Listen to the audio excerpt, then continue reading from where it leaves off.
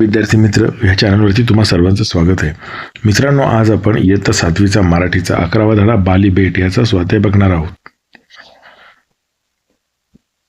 तर आपला पहिला प्रश्न काय?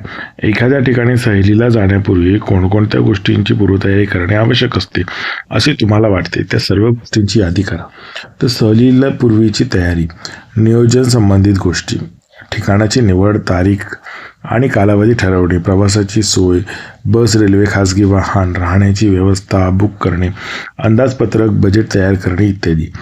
आवश्यक कागदपत्रे, ओळखपत्र, आधार कार्ड, तिकीट बुकिंग, पावती, आवश्यक परवानग्या असल्यास. आरोग्य व सुरक्षितता, प्रथमोपचार पेटी, फर्स्ट एड किट, नियमित औषधं व पाण्याची बाटली, आपत्कालीन संपर्क क्रमांक, वैयक्तिक वस्तू, कपडे, हवामानानुसार, टॉवेल, रुमाल, mobile charger, power bank, toothbrush, साबण इत्यादी स्वच्छतेच्या वस्तू. 5. इतर आवश्यक गोष्टी, नकाशा किंवा ठिकाणाची माहिती, हलका खाऊ, कॅमेरा, छत्री, रेनकोट. गरजेनुसार योग्य पूर्वतयारी केल्यास सहल आनंददायी आणि सुरक्षित होते. आता आपला स्वाध्याय बघूया. खालील आकृत्या पूर्ण करा. तर बाली बेटावरील विविध ललित कला, नृत्य, गायन, शिल्प आणि चित्र. प्रश्न आ. बेटाचे वर्णन करण्यासाठी लेखकाने वापरलेले शब्द. बाली बेटावरील कलांसाठी लेखकाने वापरलेले शब्द. तर रत्नजडित कंठातील कंठमणी आणि दुसरा आहे ललित कलांचा रंगबिरंगी गोफ. प्रश्न 2. खालील कल्पना स्पष्ट करा. बाली बेट म्हणजे रत्नजडित कंठातील कंठमणी आहे. इंडोनेशिया देश म्हणजे रत्नजडित कंठा फेकून दिल्यावर त्यातील मणी जसे सर्वत्र पसरावेत तसा पाचूच्या बेटांचा पुंजका आहे.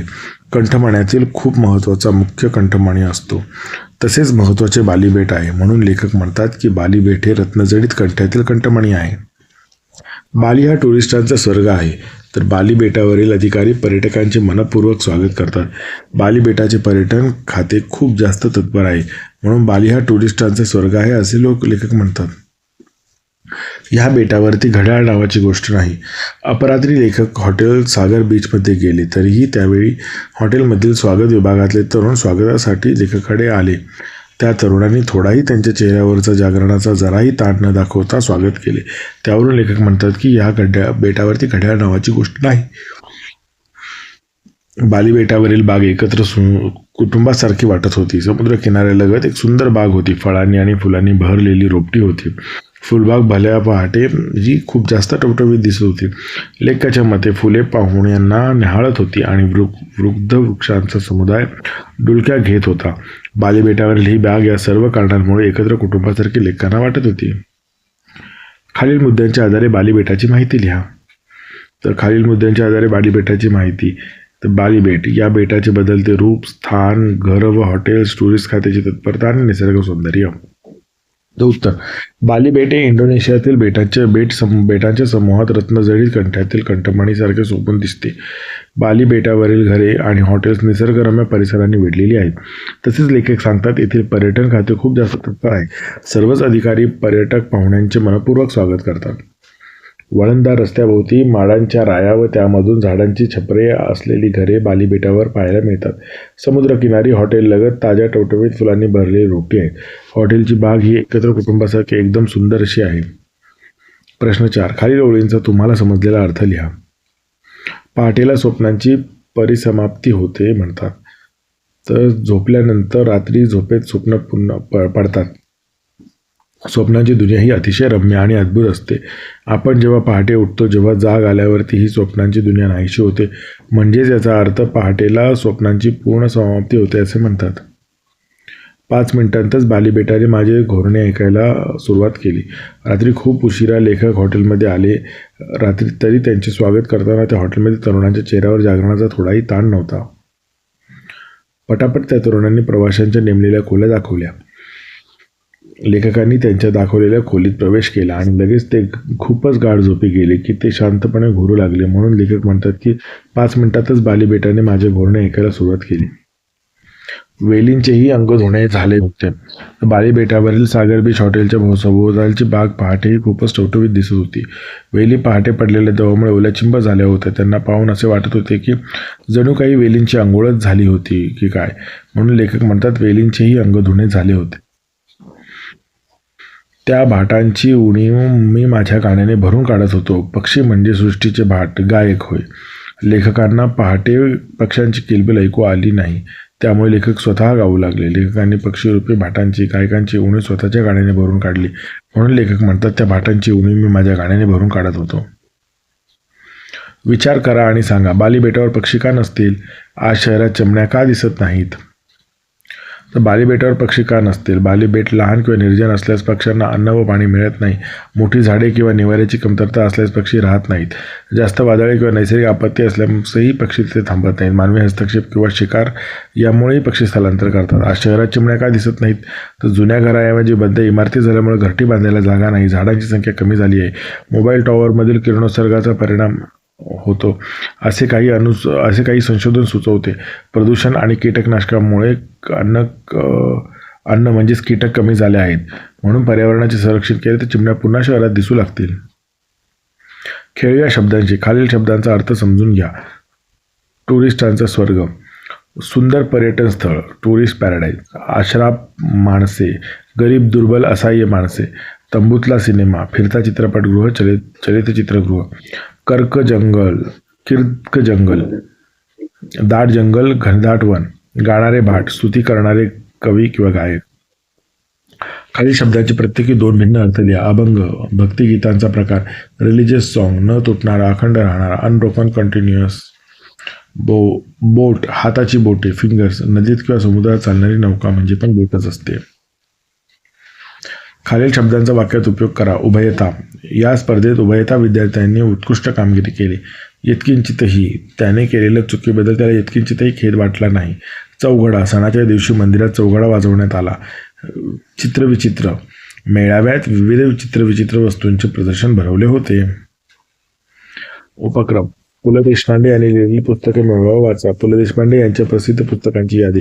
बटाट्याची चाळ, व्यक्ती आणि वल्ली, गणगोत, पैजा, अपूर्वाई, असामी, तुझे आहे तुझपाशी, एक कोळ्याचा जन्म, पुरुषोत्तम, ती फुलराणी. नाटक.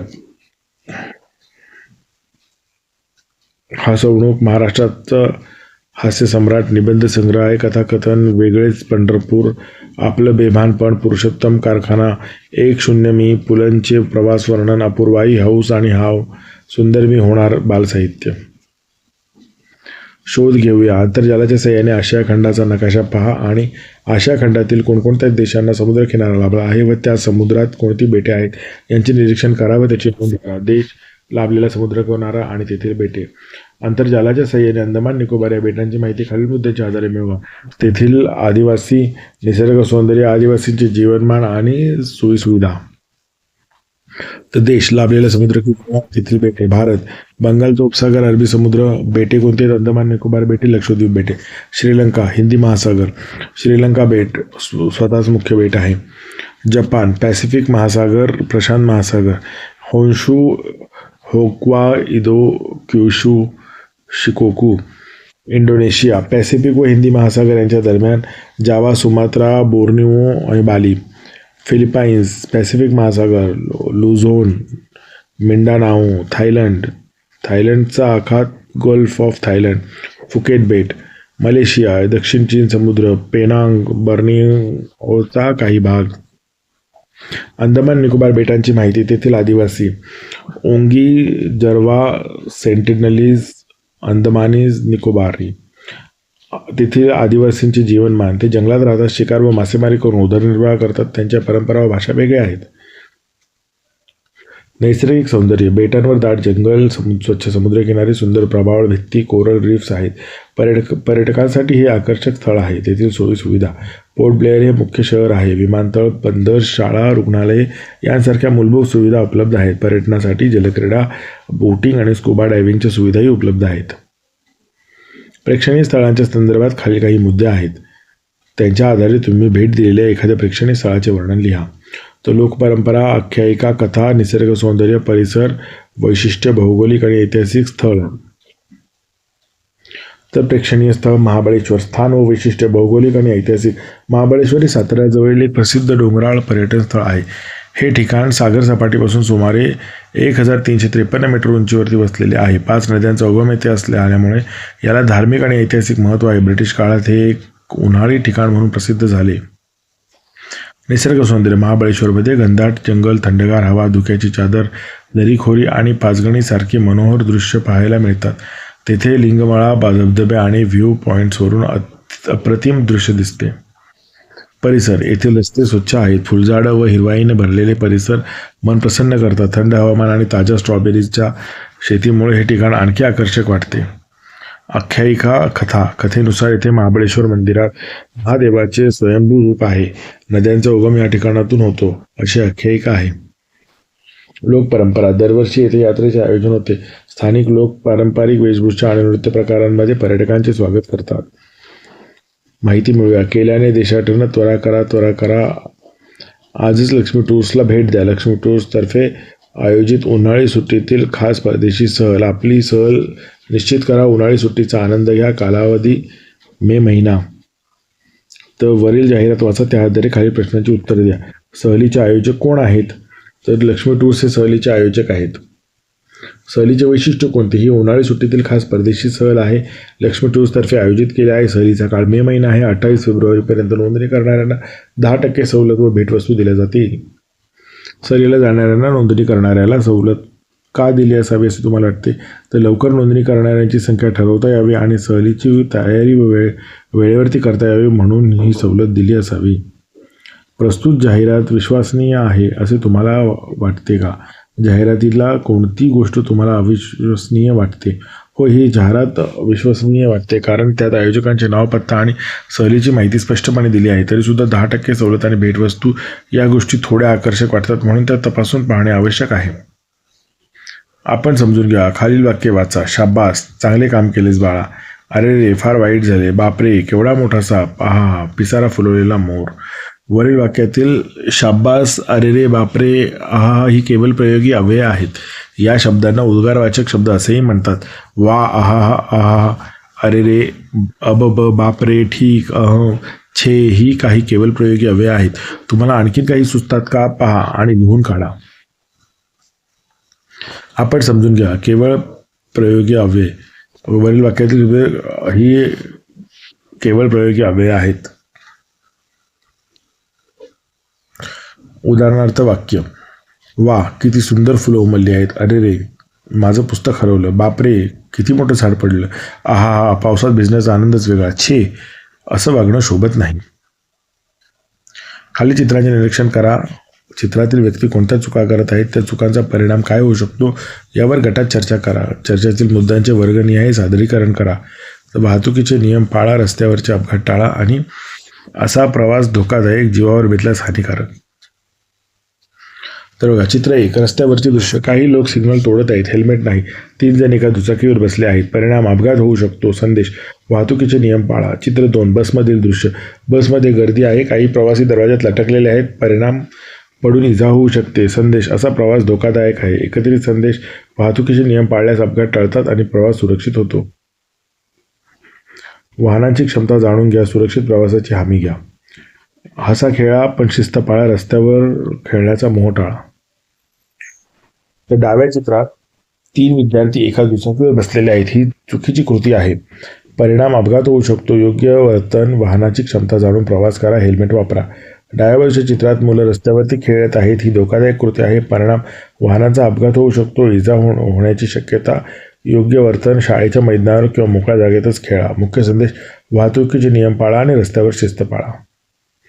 खालील पाट्यावरती वाहतूक सुरक्षिततेच्या संदर्भात घोषवाक्य तयार करून लिहा. वाहतुकीचे नियम पाळा. सुरक्षित जीवन घडवा. रस्ता आहे सर्वांचा, जबाबदारी आहे प्रत्येकाची. मित्रांनो, हा व्हिडिओ आवडल्यास नक्की या व्हिडिओ लाईक करा आणि असेच व्हिडिओ पाहिजे असतील तर आपल्या चॅनलला सबस्क्राईब करून बेल आयकॉन प्रेस करा आणि पुढचा व्हिडिओ कोणता हवा आहे ते मला कमेंट बॉक्समध्ये कळवा. धन्यवाद.